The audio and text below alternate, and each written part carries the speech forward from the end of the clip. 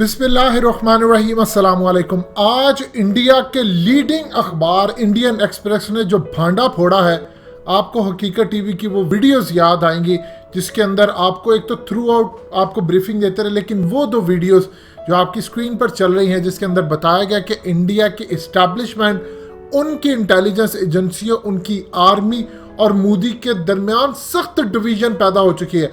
और ये डिवीजन इतनी ज़्यादा खतरनाक है कि मोदी का इक़्तिदार तक ले डूबेगी।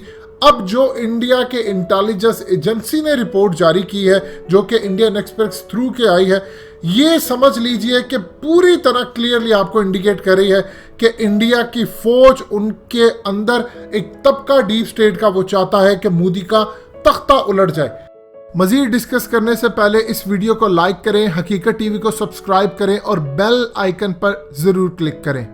अब जरा समझ लीजिए इंडिया की इस्टेब्लिशमेंट चाहती क्या है, वो मोदी का तख्ता किस तरह उलटना चाहती है, क्योंकि इस्टेब्लिशमेंट के अंदर एक तबका पाया जाता है जो मोदी और उनकी फौज से खुश नहीं है। इस रिपोर्ट के अंदर लिखा है कि PLA यानी पीपल्स लिबरेशन आर्मी के बारे में इंडिया की इंटेलिजेंस एजेंसी ने उसी वक्त उनकी आर्मी को बता दिया था मिड अप्रैल के अंदर। और इस तमाम सूरत हाल में चाइना की जो फौजें हैं वो मई के अंदर घुसना शुरू हुई, 5-6 तारीख को, फिर जून के अंदर जाकर बड़े लेवल का काम हुआ। और बताया गया कि इंडिया की इंटेलिजेंस एजेंसी ने आर्मी के टॉप ऑफिसर्स को कह दिया कि चाइना की फौजें यहाँ पर आना शुरू हो गई हैं, वो कंस्ट्रक्शन कर रही है, आर्टिलरी गन्स लेकर आ गई हैं, व्हीकल्स लेकर आ रही है, यहाँ पर उन्होंने कब्जा करना शुरू कर दिया है। तो जितनी जल्दी हो सकता है फौजों को तैयार करें, मामला सुधारे, नहीं तो वक्त हमारे हाथ से निकल जाएगा। अब आप समझिए, इस रिपोर्ट से पहले सारी दुनिया क्या कह रही थी कि रॉ फेल हो गई, उनकी IB फेल हो गई, उनकी इंटेलिजेंस एजेंसियां मुकम्मल तौर पर नाकाम हो गई, वो चाइना को देख ही नहीं सकी, उनको सैटेलाइट से नहीं पता चल सका। अब ये कहते हैं कि हमने आर्मी को रिपोर्ट दे दी। अब आर्मी वाले क्या कहते हैं, हमें तो रिपोर्ट पहुंची ही नहीं। आप समझ लीजिए कि दुनिया का इससे बड़ा मजाक क्या हो सकता है। ये हो सकता है कि अगर ISI कोई रिपोर्ट देती है पाकिस्तान की फौज को या जनरल बाजवा को या कोर कमांडर को पहुंचाना चाहे कि देखिए यहाँ पर इंडिया के दहशतगर्द आकर घुसे हुए हैं, ये वो इलाका है और ये कब्जा, हमारी जमीन उनके हाथ में जा रही है, 200-250 किलोमीटर हमारा इलाका हाथ से निकल चुका है और ये इंडियंस आकर बैठे, अपनी फौजें भेजा, नहीं तो मजीद निकल जाएगा। और उसके बाद 20 या 25 दिन के बाद वो कहें जी हमें तो आपकी रिपोर्ट ही नहीं मिली। ये कैसे हो सकता है कि आपकी इंटेलिजेंस, यानी इसका मतलब है कि आपकी इंटेलिजेंस एजेंसी की नाकामी है या आपकी फौज की नाकामी है। अब जरा हकीकत समझ ले हकीकत टीवी से कि असल मसला क्या था। इनकी इंटेलिजेंस रिपोर्ट आती है, इनकी आर्मी के अंदर यानी डीप स्टेट के अंदर ऐसा फ्रैक्शन है जिसने आगे चाहे ही नहीं कोई काम हो। इसमें दो चीजें आती है, एक तो इंडिया की फौजें लड़ना नहीं चाहती थी, उस वक्त कोरोना, और दूसरी चीजें आ रही थी, वो डर रहे थे कि इस तमाम सूरत हाल में हम क्या लड़े, क्या जो भी सूरत हाल होगी बाद में देखी जाएगी।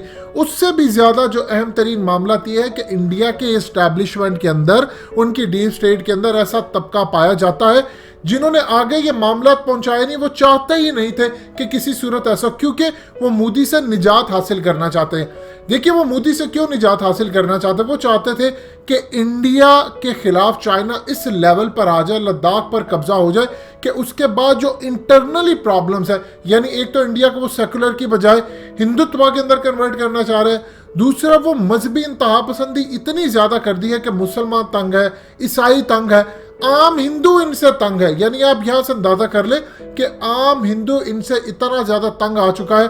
देखिए वहां पर इंडिया के अंदर मजहब उस तरह नहीं जिस तरह पाकिस्तान में। इंडिया के अंदर जो मुसलमान रहते हैं वो थ्रू आउट हमेशा से उनके खिलाफ एक कैंपेन 1947 से चलती आ रही है। वो कैंपेन क्या थी, उनको हमेशा से कहा जाता रहा तुम पाकिस्तानी हो, यानी क्रिकेट मैच अगर हो पाकिस्तान और इंडिया का, तो मजाक मजाक में दोस्त चाहे हिंदू ईसाई हो पूछते हैं मुसलमानों से आज तुम किसको सपोर्ट कर रहे हो, पाकिस्तान को या इंडिया को।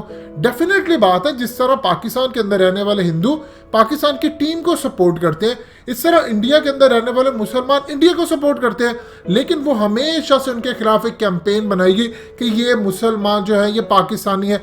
हत्ता कि वहाँ के मुसलमानों के जो उलमा और फॉलोअर्स ये तमाम कहते रहते कि पाकिस्तान की फौज का मुकाबला करने के लिए मुसलमानों को भेजें बॉर्डर पर, हम इनका मुकाबला करेंगे। हिंदुस्तान का मुसलमान पाकिस्तान के साथ नहीं कभी भी आना चाह रहा था, ये बहुत ज़्यादा पर ये तो अब इंतहा पसंदी इतनी बड़ी है कि वो चाहते हैं कि एक अलग मुल्क हो जाए। सो इस तमाम सूरत हाल के अंदर सिवाय कश्मीर के बाकी इलाकों के अंदर छोटी मोटी जो बगावत चल रही थी पहले, वो अब बड़ी जो हो चुकी है, वो चीज़ें डिफरेंट है। अब सूरत हाल ये सामने आई है कि इंडिया के इस्टेब्लिशमेंट के अंदर एक तबका है जो कि वो चाहता है मोदी से निजात हासिल करना। देखिए, ये जो जनरल बिपिन रावत है, इसने 2016 के अंदर कहा मैं आपको ये करके दूंगा, मेरी जो पॉलिसी बनाई गई है वो आप देखिएगा हम पाकिस्तान के साथ करते क्या है। इनको पता ही नहीं था। जब इनसे पूछा गया कि चाइना के साथ आपकी क्या पॉलिसी है, तो वो कहता था चाइना को तो हम ऐसे ही टैकल कर लेंगे, हमें ज़रूरत ही नहीं है चाइना के खिलाफ कोई भी काम करने की, हमारा असल दुश्मन तो पाकिस्तान है। और अब असल में उस इस्टेब्लिशमेंट के तबके ने ये पूरा खेल खेला कि मामला ऊपर तक पहुंचाए नहीं, ना मामला किए, ताकि अगर चाइना के मामला इंडिया के साथ खराब हो तो ये जो मुल्क के अंदर इंतहा पसंदी चल रही है, कभी मुसलमानों के खिलाफ, कभी किसी के खिलाफ, कोई मस्जिद से निकले उसको अगवा कर ले, उसकी माँ बहन के साथ जाकर ज्यादती कर ले या कोई भी दूसरा काम कर ले, इससे निजात हासिल हो जाए। अब इस सूरत हाल के अंदर दो ही चीज़ें क्लियर हो रही हैं कि मोदी का तख्ता उलटने के लिए इस्टेब्लिशमेंट का एक तबका उनके खिलाफ हो चुका है और ये ज़्यादा देर नहीं रहने। जब तक अजीत डोभाल, राजनाथ सिंह, मोदी और बिपिन रावत इस वक्त बैठे हैं, आप अंदाज़ा कर लेंगे आने वाले दिनों के अंदर लड़ाई इतनी लेवल पर बढ़ जाएगी कि इनकी फौज और इनकी इंटेलिजेंस एजेंसियों के दरमियान ये आमने सामने आ जाएंगे और 2-4 लोगों को रिजाइन करना पड़ेगा। दोस्तों, हकीकत टीवी को सब्सक्राइब करना मत भूलिए, वीडियो को लाइक करें, शेयर करें और कमेंट सेक्शन में अपनी राय का इजहार ज़रूर करें।